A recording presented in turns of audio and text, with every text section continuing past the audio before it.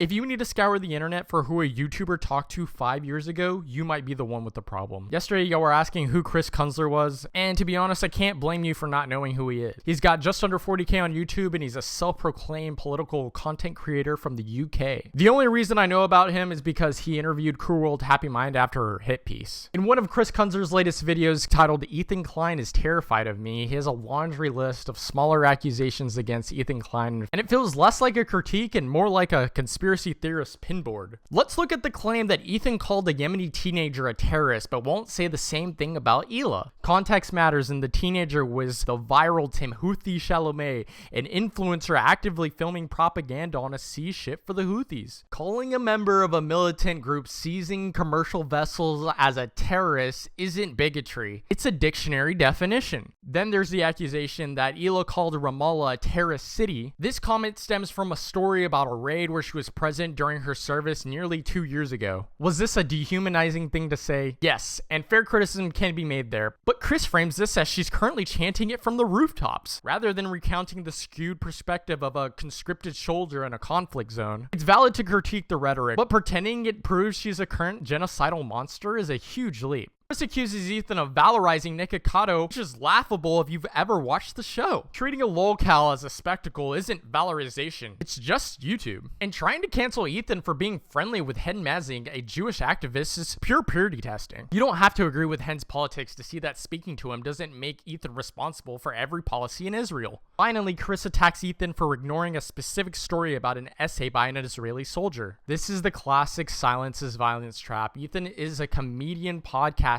not the Associated Press. His news stories aren't evidence of a cover-up. They're evidence that he's just a guy watching TikTok, not a 24/7 news cycle. When you strip away the ominous music and editing, Chris's points dissolve into nitpicks and reaches. Is Ethan terrified, or is he just trying to explain that a pirate is in fact a pirate? Let me know in the comments if you think that commentary channels need to stop leaning so heavily on guilty by association. Anyways, if you like the video, give it a like. If you like videos like these, consider following, and as always, I'll see you in the next one.